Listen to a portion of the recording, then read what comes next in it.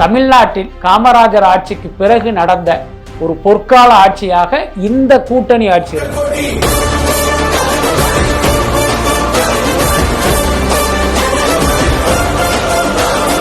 Vijay CM ஆக போறாரு. ஆனா அவருக்கு பெரும்பான்மை வேணுன்றதுக்காக கேட்டுட்டு இருக்கும்போது இப்ப காங்கிரஸ் உள்ள வந்திருக்கிறாங்க. இன்னைக்கு தாவேகாவுக்கு ஒரு மிகப்பெரிய அளவில் வெற்றி கிடைச்சிருக்கு. பெரும்பான்மைக்கு ஒரு 10 சீட்டு தேவைப்படுதுங்கும் போது இப்ப காங்கிரஸ் நிச்சயமாக தாவேகா பக்கம் போகும்னு நினைச்சோம். அது இன்னைக்கு நடந்திருக்கு. வரப்போகும் மக்களவை தேர்தலிலும் நாங்க தாவேகா கூட்டணியில இருப்போம் அப்படின்னா அவங்க ஆல்ரெடி மூட்டை முடிச்செல்லாம் கட்டிக்கிட்டு ரெடியா இருந்தாங்க. திமுகவுக்கு ஒரு மிகப்பெரிய இழப்பு தான். இப்ப காங்கிரஸ் இல்லாத கூட்டணி அப்படிங்கிறது நிச்சயமாக ஒரு பலவீனம் தான். இந்த கட்டத்தில் திமுகவில் இருந்து காங்கிரஸ் வெளியேறாமல் இருந்திருந்தால் அது வாழ்நாள் அடிமையாக காங்கிரஸ் காலப்போக்கில் தமிழ்நாட்டில் செத்து போயிடும். விஜய் செய்தது பார்த்தீங்கன்னா உண்மையிலே ஒரு மிகப்பெரிய புரட்சி தான். ஒரு சமூக புரட்சி, அரசியல் புரட்சி, என்ன வேணாலும் சொல்லலாம். பல புரட்சிகளை சத்தம் இல்லாம அவர் செஞ்சிருக்காரு. முதலமைச்சராக இருந்த மு.க. ஸ்டாலின் போன விஷயம், நீங்க வெக்கம் இல்லாம இன்னைக்கு பொதுமக்கள் மத்தியில் அழுதுகிட்டு இருக்கீங்க. ஆனா 5 வருஷம் உங்கள் ஆட்சி காலத்தில் மக்கள் அழுததெல்லாம் நீங்க பார்க்கவே இல்லை. அதற்கான தண்டனையா கூட இதை நம்ம எடுத்துக்கலாம். உங்களுடைய இந்த அவுடேட்டட் அரசியல் தாவேகாவிடம் பலிக்காது. நம்ம அதிமுகக்கு எப்படி அரசியல் பண்ணுவோம்னா அந்த கிரிஞ்சான பேட்டர்னை இங்க எடுத்துட்டு வர்றது பெருசா ஒர்க் அவுட் ஆகாது. அதை அவங்க புரிஞ்சுக்கணும். எங்கேயோ பார்த்துக்கேன்னு சொன்னீங்க, இன்னுமா என்ன தெரியல. அதிமுக குறிப்பா சி.வி. சண்முகம், எஸ்.பி. வேலுமணி அதிமுக முழுமையாக தாவேகாவுக்கு ஒரு ஆதரவு நிலைப்பாட்டை எடுக்கணும். அப்படி இல்லை என்றால் இந்த பதவியை விரும்புகிற சி.வி. சண்முகம் போன்றவர்கள் அதிமுகவை உடைச்சிட்டு அல்லது எடப்பாடியை நீக்கிவிட்டு அதிமுகவை கைப்பற்றக்கூட வாய்ப்பு இருக்குன்னு தான் உலகெங்கும் வாழும் தமிழ் நெஞ்சங்களுக்கு கிறிஸ்டியின் அன்பு வணக்கம். நம்மோடு வலைப்பேஜ் பிஸ்மி இணைஞ்சிருக்காரு. வணக்கம் சார். வணக்கம். எப்படி இருக்கீங்க சார்? நல்லா இருக்கேன். நடக்கக்கூடாதான் நடந்துருச்சா, நடக்க வேண்டியதா நடந்திருக்கா அப்படிங்கிற மாதிரி இன்னைக்கு தமிழ்நாடு ஃபுல்லாவே ஒரு மாதிரி ஒரு ஆசோலேஷன்ல இருக்காங்க. என்ன நடந்துச்சுன்னு இன்னும் நம்ப முடியலையே அப்படின்ற மாதிரி தாவேகா ஆட்சி அமைக்க போறாங்கன்றது.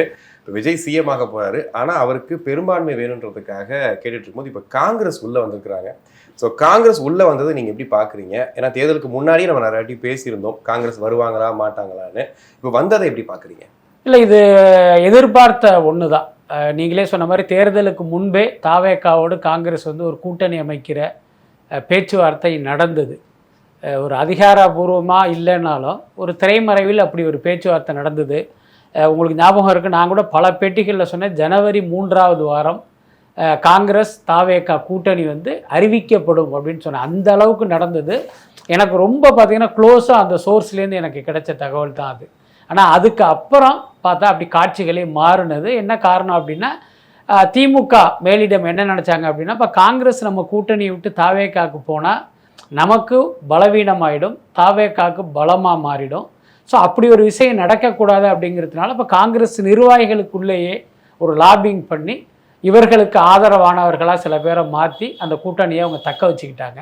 அதுக்கு அடுத்து 2 கட்சிகளும் ஒரே கூட்டணியில் இருந்தாலும் இவங்க 2 பேருக்குள்ளே ஒரு பெரிய நான்சிங் போயிட்டு இருந்தது. ஆட்சி அதிகாரத்தில் பங்கு அப்படின்னு இவங்க ஒரு கோஷத்தை முன்வைக்க அதுக்கு இவங்களுடைய ரியாக்ட் பண்ணது எல்லாத்தையுமே நம்ம பார்த்தோம். அப்போவே நமக்கெல்லாம் தெரிந்த விஷயம், இந்த கூட்டணி ரொம்ப நாளைக்கு நீடிக்காது.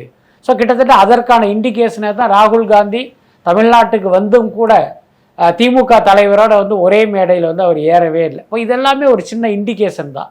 இன்றைக்கி தாவேகாவுக்கு ஒரு மிகப்பெரிய அளவில் வெற்றி கிடைச்சிருக்கு. பெரும்பான்மைக்கு ஒரு 10 சீட்டு தேவைப்படுதுங்கும் போது இப்போ காங்கிரஸ் நிச்சயமாக தாவேகா பக்கம் போகும்னு நினச்சோம். அது இன்னைக்கு நடந்திருக்கு. வெறுமனே தாவேகாவுக்கு ஆதரவு அப்படிங்கிற வார்த்தை மட்டுமே அந்த கடிதத்தில் இல்லை. வரப்போகும் மக்களவை தேர்தலிலும் நாங்கள் தாவேகா கூட்டணியில் இருப்போம் அப்படின்னா அவங்க ஆல்ரெடி மூட்டை முடிச்செல்லாம் கட்டிக்கிட்டு ரெடியாக இருந்தாங்க. அதற்கான வாய்ப்பு வந்தவொடனே இப்போ நடைய கட்டிட்டாங்க. அப்படித்தான் நான் பார்க்குறேன். ஆனால் 20 ஆண்டு கால ஒரு பெரிய உறவு. திமுக கூட காங்கிரஸ் எல்லா டைமும் நின்றுருக்காங்க. 2006 போன்ற தேர்தலாம் ரொம்ப முக்கியமான ஒரு சக்தியாக இருந்திருக்கிறாங்க.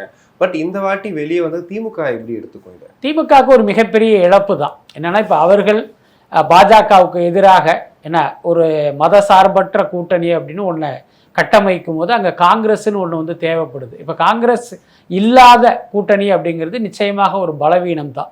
அதுக்கப்புறம் நீங்கள் குறிப்பிட்ட மாதிரி 20 வருடங்களுக்கு மேலாக திமுக காங்கிரஸ் கூட்டணி இருந்தாலும் இது எல்லாமே ஒரு தேர்தல் கணக்கு தானே. இது ஒன்றும் ஒரு பெரிய டிவைன் அலையன்ஸ்லாம் ஒன்றும் கிடையாது.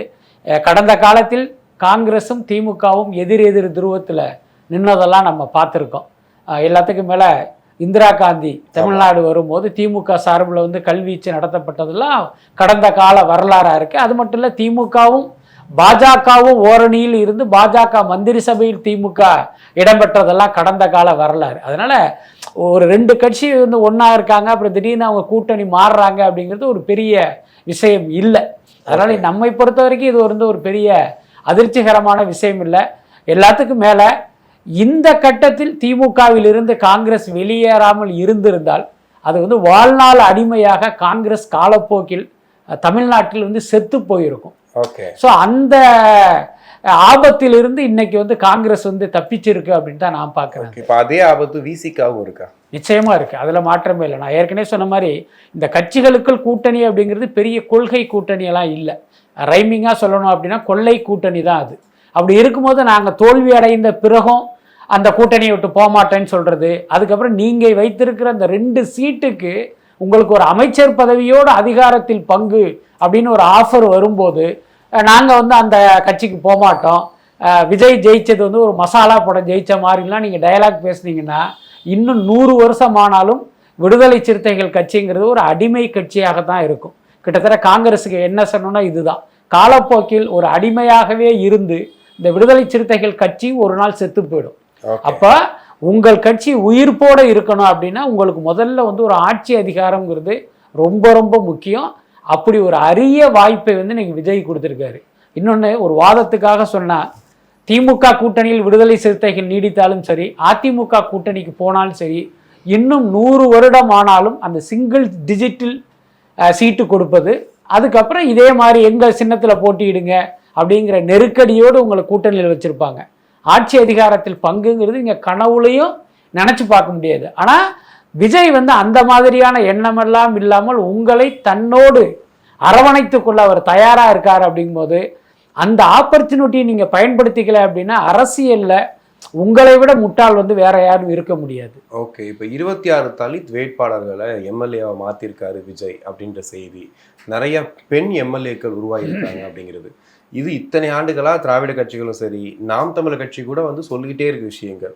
ஆனால் இது வந்து இப்போ சாத்தியமாயிருக்கு, இது சத்தமே இல்லாமல் சாத்தியமாயிருக்கு. இது எப்படி பார்க்குறீங்க? நிச்சயமாக விஜய் செய்தது பார்த்தீங்கன்னா உண்மையிலே ஒரு மிகப்பெரிய புரட்சி தான், ஒரு சமூக புரட்சி, அரசியல் புரட்சி, என்ன வேணாலும் சொல்லலாம். பல புரட்சிகளை சத்தம் இல்லாமல் அவர் செஞ்சிருக்காரு. தாவேக்காவுடைய வெற்றி எப்படி நம்ம கண்ணுக்கு தெரியாமல் ஒரு சுனாமி அலை மாதிரி வந்து இப்போ ஏற்பட்ட ஒரு எழுச்சியை ஏற்படுத்தியதை கிட்டத்தட்ட அந்த மாதிரியான ஒரு புரட்சி தான் இதெல்லாம். இப்போ எல்லாருமே பார்த்தீங்கன்னா பெண்களுக்கு சம உரிமை அப்படின்னு பேசுவாங்க, ஆனால் இவங்களே பார்த்தீங்கன்னா பெண்களுக்கு ஒரு பெரிய பிரதிநிதித்துவம் கொடுக்க மாட்டாங்க. இப்போ திமுகவே எடுத்துக்கிட்டால் கீதா ஜீவனுக்கு வந்து வாய்ப்பு கொடுத்துருக்காங்கன்னா ஒரு பெண்ணுக்கு கொடுக்கப்பட்ட வாய்ப்பாக அதை நீங்கள் எடுத்துக்க முடியாது. தூத்துக்குடி பெரியசாமியுடைய குடும்பத்துக்கு நம்ம ஒரு சீட்டு கொடுக்கணும், அதற்காக கீதா ஜீவனுக்கு கொடுத்தது தான். தமிழச்சி தங்கப்பாண்டியனுக்கு கொடுத்த வாய்ப்பு என்பது பெண்களுக்கு கொடுக்கப்பட்ட வாய்ப்பாக நம்ம வரவு வைக்க முடியாது. அது வந்து தங்கப்பாண்டியன் குடும்பத்துக்கு திமுக மேலிடம் செலுத்துகிற ஒரு நன்றி கடன், அப்படி தான் நம்ம எடுத்துக்க முடியும். அதே மாதிரி பார்த்தீங்கன்னா ஒடுக்கப்பட்ட சமூகத்தை சேர்ந்தவர்களுக்கு இவர்கள் வாய்ப்பு கொடுக்கிறது பார்த்தீங்கன்னா அந்த தனி தொகுதியில் என்ன அந்த ஒடுக்கப்பட்ட சமூகத்தை சேர்ந்தவர் மட்டும்தான் போட்டியிட முடியும் அப்படின்னு ஒரு விதி இருப்பதால் வேறு வழி இல்லாமல் அப்படிப்பட்ட ஆட்களுக்கு இவங்க வாய்ப்பு கொடுப்பாங்களே தவிர உண்மையிலேயே இங்கே ஒரு சமூக நீதி வேணும் அப்படின்னு இவங்க கொடுக்கறதே கிடையாது. அதுக்கப்புறம் அதே மாதிரி பார்த்தீங்கன்னா ஒரு தலித் எம்எல்ஏ வர்றாரு அப்படின்னா அவருக்கு என்ன இலாக்கா ஒதுக்குவாங்க அப்படின்னா ஆதி திராவிட நலத்துறை. ஸோ இப்படித்தான் ஒதுக்குவாங்களே தவிர ஒரு பெரிய இலாக்காவே அவங்ககிட்ட கொடுக்குற பழக்கமெல்லாம் திமுக அதிமுக 2 பேருக்கிட்டே கிடையாது. விதிவிலக்காக ஒரு சில பேருக்கு கிடைச்சிருக்கலாம். இப்போ ஆராசா போன்ற ஒரு சிலருக்கு தான் அப்படி வாய்ப்பு கிடைச்சிருக்கே தவிர பல தலித் எம்எல்ஏக்களுக்கு அந்த மாதிரியான பெரிய வாய்ப்பெல்லாம் இல்லை. ஆனால் இன்னைக்கு விஜய் பார்த்தீங்கன்னா இத்தனை பேருக்கு வாய்ப்பு கொடுத்துருக்காரு அப்படிங்கும்போது இப்போ அவர்களுக்கு வந்து எதிர்காலத்தில் இன்னும் மிகப்பெரிய பொறுப்புகள் எல்லாமே காத்துக்கிட்டு இருக்கிறதா நம்ம நிச்சயமா உறுதியா நம்பலாம். ஓகே. ஆனால் அந்த தொங்கு சட்டசபை கூட்டணி ஆட்சிங்கிறது தமிழ்நாட்டில் பழக்கமில்லாத ஒன்று, ரொம்ப காலத்துக்கு முன்னாடி நடந்த ஒரு விஷயம். இப்போ இது வருது அப்படின்னும் போது இப்போ காங்கிரஸ் செய்த தவறுகளுக்குமே விஜய் வந்து சொல்ற இடத்துக்கு வருவாரா, இல்லை வந்து இது வந்து ஒரு ஆட்சிக்கான கூட்டணி அப்படின்ற மாதிரி மட்டும்தான் இருக்குமா? அதாவது பார்த்தீங்கன்னா இந்த தொங்கு சட்டசபை அப்படின்னு வந்து ஒரு வார்த்தையில் அதை குறிப்பிட்டாலும் ரொம்ப நாகரிகமாக குறிப்பிடணும் அப்படின்னா ஒரு கூட்டணி ஆட்சி. என்ன கேட்டால் கூட்டணி ஆட்சிங்கிறது பார்த்தீங்கன்னா ஒரு ஜனநாயகத்தின் ஒரு ஆரோக்கியமான கூறாக தான் நான் பார்க்குறேன். எப்பயுமே பார்த்தீங்கன்னா அதிகாரமும் பணமும் ஓரிடத்தில் குவிவது வந்து ஒரு மிகப்பெரிய ஆபத்து. ஏன்னா அதுதான் முக்கியமான விஷயம். அந்த அடிப்படையில் இந்த அறுதி பெரும்பான்மைங்கிறதே ஒரு ஆபத்தான விஷயம்தான். இப்போ ஒரு கட்சிக்கு அறுதி பெரும்பான்மையான வெற்றி கிடைக்கும் போது அவங்க வச்சது தான் சட்டம், அவர்கள் செய்வது தான் ஆட்சி. கொஞ்சம் கூட பயம் இருக்கு, எந்த பயமும் கிடையாது. அவர்கள் எப்பேற்பட்ட தவறு செய்தாலும், எத்தனை 1000 கோடி ஊழல் செய்தாலும் அவங்கள வந்து நம்ம தட்டி கேட்கவே முடியாது. 5 வருஷம் நீங்க அதை சகிச்சுக்கிட்டு தான் ஆகணும், வேற வழியே கிடையாது. அதுக்கப்புறம் வேற ஒரு கட்சி ஆட்சிக்கு வந்து இவர்கள் மீது லஞ்ச ஒழிப்புத்துறை நடவடிக்கை எடுக்கிறதுங்கெல்லாம் தனி. அப்படியும் கூட யாரும் தண்டிக்கப்பட்டதா நமக்கு ஞாபகத்தில் இல்லை. அப்போ ஒரு கூட்டணி ஆட்சிக்கும் போது இன்னொரு கட்சியின் தயவில் வந்து ஆட்சி நடத்தணுங்கிற ஒரு சூழல் வரும்போது ரொம்ப கவனமா செய்வாங்க. அதே நேரம் அந்த கூட்டணி ஆட்சிங்கிறதுல பார்த்தீங்கன்னா இன்னொரு விஷயத்தையும் நம்ம கவனிக்கணும். இப்போ உதாரணத்துக்கு இன்றைக்கு தாவேக்காக்கு பார்த்தீங்கன்னா ஒரு 11 இடம் தேவைப்படுது.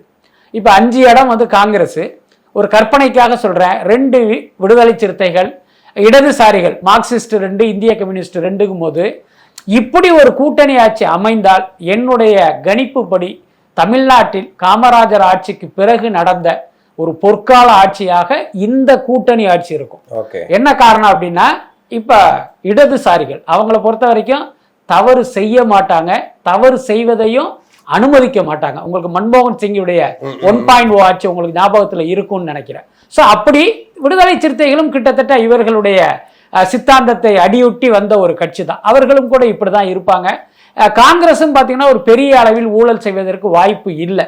அதே நேரம் தாவேகாவுடைய அமைச்சரவையில் இந்த ஆட்கள் இல்லாமல் பாமக உள்ள வர்றாங்க, தேமுதிக உள்ள வர்றாங்க அப்படின்னா இந்த உத்தரவாதத்தை நம்ம யாரும் கொடுக்கவே முடியாது. கண்டிப்பாக. ஏன்னா பாமக இன்னைக்கு பாருங்க ஒரு 4 சீட்டை வச்சுக்கிட்டு அவங்க கிட்ட ஆதரவு கேட்ட உடனே சௌமியாவுக்கு துணை முதல்வர்னு ஒரு கண்டிஷனை வைக்கிறாரு அன்புமணி. அதுக்கு அடுத்து பாமகவுடைய நோக்கம் ஒன்னே ஒன்று தானே, அன்புமணி வந்து எம்பி ஆகணும், அன்புமணி அமைச்சராகணும், அதுவும் சுகாதாரத்துறை கொடுக்கணுங்கிறது தான் ஒரே டிமாண்டா வச்சு அந்த கட்சி வந்து டிராவல் பண்ணிட்டு இருக்கு. இன்னைக்கு பாத்தீங்கன்னா தமிழ்நாட்டின் துரதிர்ஷ்டமா அல்லது பாமகவுடைய அதிர்ஷ்டமா சௌமியா வந்து இன்னைக்கு எம்எல்ஏவா வந்துட்டாங்க. அதை ஒரு ட்ரம்ப் கார்டா வச்சுக்கிட்டு அவங்களுக்கு துணை முதல்வருங்கிற ஒரு இடத்துக்கு இவங்க வர்றாங்க. இப்போ பாமகவுக்கு அப்படி ஒரு அதிகாரம் வசப்பட்டால் என்ன பண்ணுவாங்க அப்படின்னு உங்களுடைய கற்பனைக்கே விட்டுடுறேன். அப்போ தமிழ்நாட்டில் இதுவரை நடந்த ஆட்சிகளிலேயே ஒரு மோசமான ஆட்சியாக தாவேகா பாமக கூட்டணி ஆட்சி ஏற்படுவதற்கு வாய்ப்பு இருக்கு. அப்புறம் தேமுதிக வந்து தேர்தல் காலங்களில் எப்படியெல்லாம் வியாபாரம் பண்றாங்கிறத நம்ம பார்க்கிறோம். இப்போ பேசுறதுமே அவங்க வித்தியாசமா தான் பேசுறாங்க. ஆமா, பார்த்திருப்பீங்க. அப்ப இவங்க உள்ள வந்தாங்கன்னா என்ன ஆகும் நீங்க யோசிச்சு பாருங்க. அப்ப கூட்டணி ஆட்சிங்கிறது ஜனநாயகத்தின் வந்து மிக முக்கியமான விஷயம், ஆரோக்கியமான விஷயம். ஆனா அந்த கூட்டணிக்குள் யார் இருக்காங்கிறது ரொம்ப ரொம்ப முக்கியம்.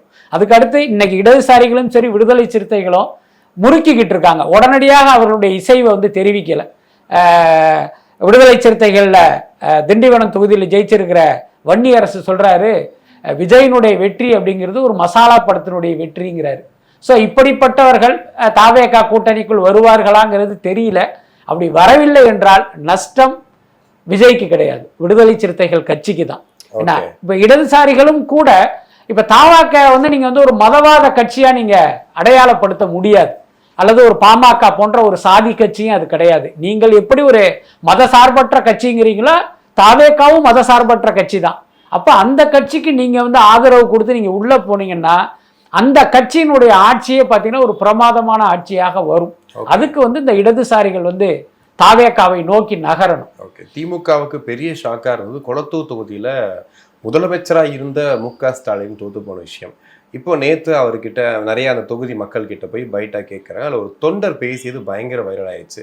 நாடு நாசமாக போகுது, நீங்க அனுபவிப்பீங்க 5 வருஷம், தற்குறி நாடுன்னு சொல்லுங்க, தமிழ்நாடுன்னு சொல்லாதீங்க. இந்த மாதிரி வந்து அவர் மட்டும் இல்லை, நிறைய சமூக வலைதளங்களையும் பார்க்குறோம். லிலின் என்ன சொல்லிருக்காரு தெரியுமா, இவர் என்ன சொல்லிருக்காரு தெரியுமா, இப்படி வந்து நாட்டை நாசப்படுத்திட்டீங்களேன்னு ஒரு இதை வந்து திமுக செஞ்சிட்டு இருக்காங்க. பாவம் ஸ்டாலின், நீங்க இப்படி பண்ணிட்டீங்களே அப்படின்றது. இது உங்க பார்வையில் இல்லை, இது ஒரு வயிற்றெரிச்சல் அல்லது ஒரு ஆற்றாமையில் புலம்புறதா தான் நம்ம எடுத்துக்க முடியும். எல்லாத்துக்கும் மேலே ரொம்ப சிம்பிளான விஷயம் என்னன்னா, அதிமுக ஜெயிச்சா திமுக காரன் இப்படி சொல்லுவான், திமுக ஜெயிச்சா அதிமுக காரன் இப்படி சொல்லுவான். இது காலங்காலமா நம்ம பார்த்தது தான். இன்னைக்கு என்ன நடந்தது அப்படின்னா, அதிமுகவும் ஜெயிக்கல திமுகவும் ஜெயிக்கல. சமீபத்தில் வந்து தாவேகா ஜெயிச்சிருக்கும் போது அப்ப 2 இடங்களிலுமே புலம்பல் சத்தம் கேட்கத்தானே செய்யும்.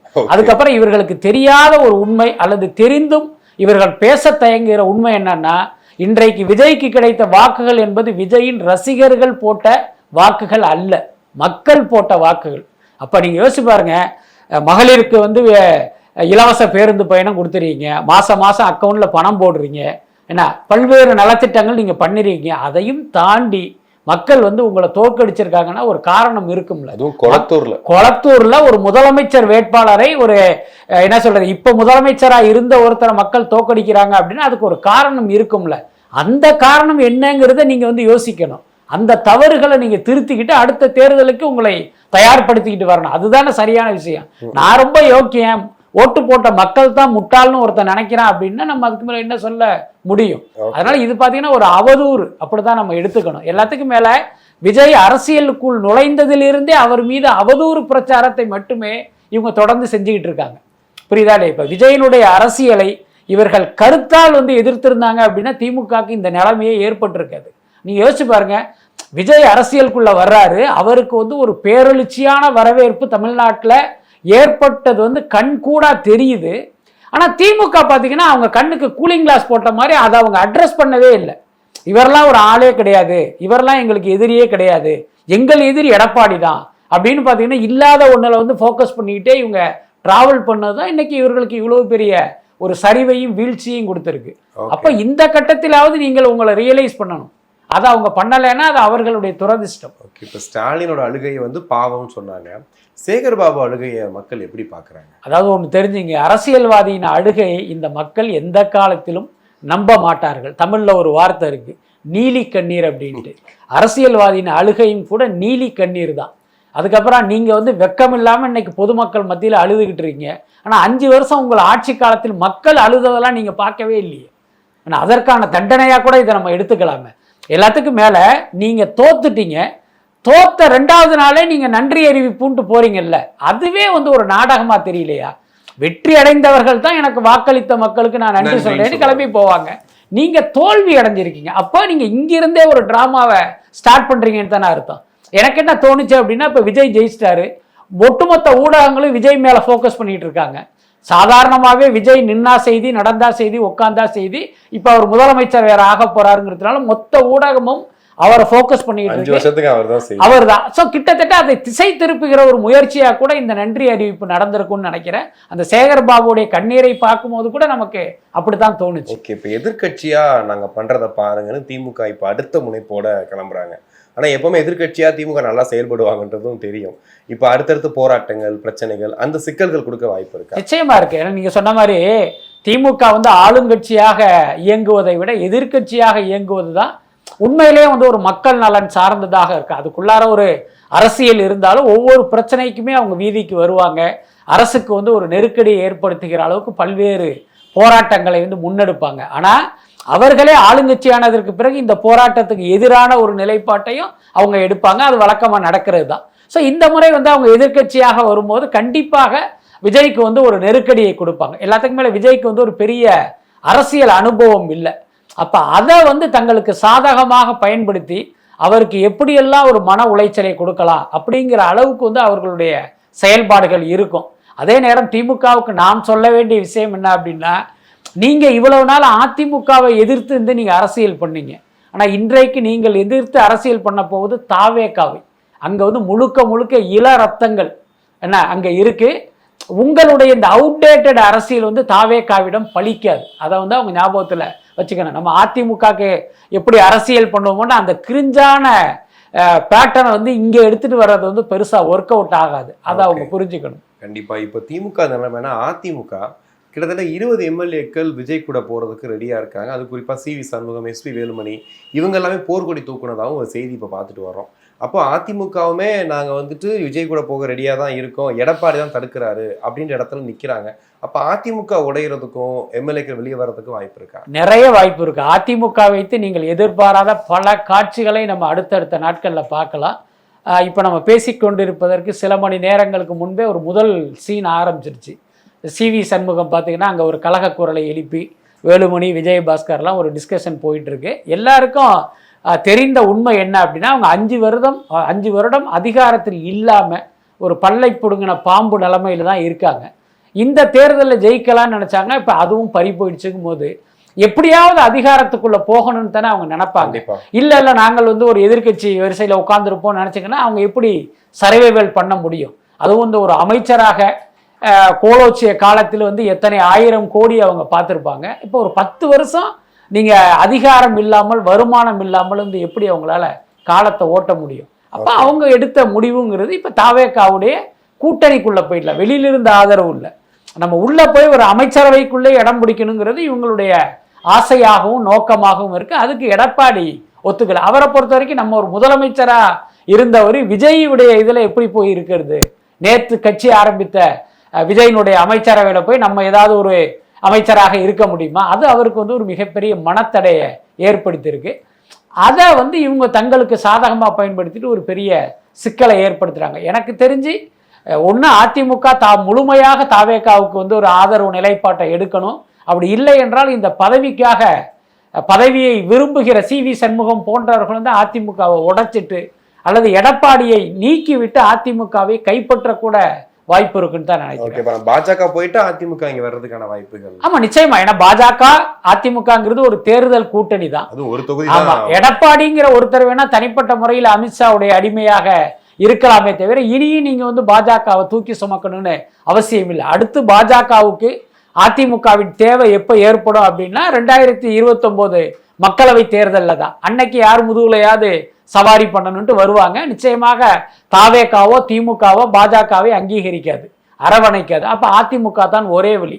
அதுலேயும் ஒரு கண்டிஷன்ஸ் அப்ளை என்னன்னா, இன்னைக்கு காங்கிரஸ் தாவேகா கூட சென்றதால் திமுக கூட்டணிக்கே பாஜக வருவதற்கான வாய்ப்பு இருப்பதை நம்ம மறுக்க முடியாது. கண்டிப்பா. அதனால இன்றைக்கு பாஜகங்கிறது ஒரு விஷயமே இல்லை.